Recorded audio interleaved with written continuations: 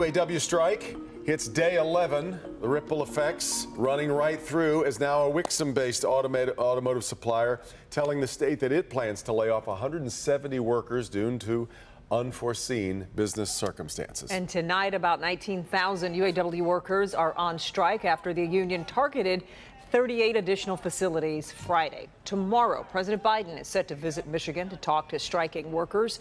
And Wednesday, his opponent, former President Donald Trump, plans to do the same. Victor Williams joins us live tonight with an update as we head into day 12. Victor. Yeah, Kimberly and Devin, with the excitement surrounding the president coming right here to town, a lot of these workers are hoping that he brings some change along with him.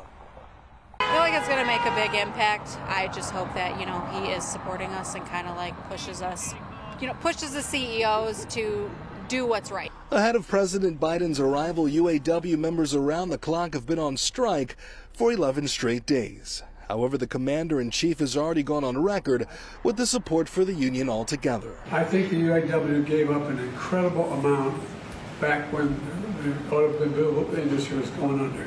They give everything from the pensions on, and they saved the automobile industry.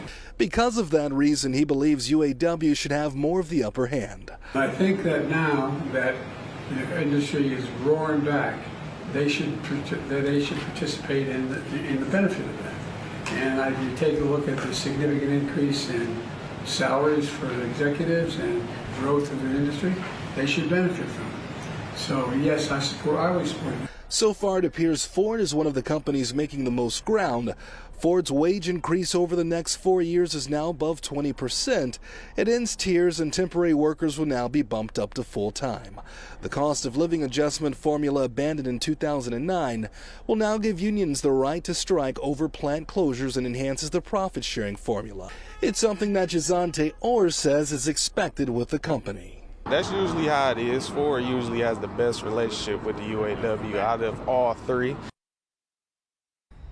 And here's where Stellantis stands in negotiations. They did send us the following statement, which in part reads, quote, "Here are the facts. 21.4 compounded wage increase, $1 billion in retirement security benefits, inflation protection measures, job security, and more." Unlike the non-unionized transplants and EV startups who comprise the majority of the U.S. market, Stellantis relies on the collaboration between management and labor to ensure that our company remains competitive and therefore sustainable.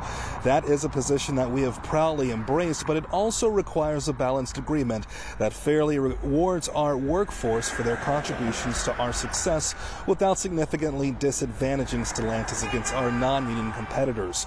We stand ready to sign a record contract that positions our company to continue providing good jobs here at home and be the winner as the U.S. transitions to an electrified future. Victor Williams, Local 4. Yeah, okay. Victor, thank you. And following President Biden's visit tomorrow, we know former President Donald Trump is expected to meet with about 500 workers when he visits Drake Enterprises, an auto supplier in Clinton Township, Wednesday. And in the midst of contract talks with the UAW, Ford Motor Company is pausing construction on a $3.5 billion factory in Marshall. Ford announced plans to build the factory in February, employing about 2,500 workers to make lower-cost batteries for a variety of new and existing vehicles. The plan is supposed to start making batteries in 2026, cranking out 35 gigawatt-hours worth of batteries, which is enough to supply 400,000 vehicles per year.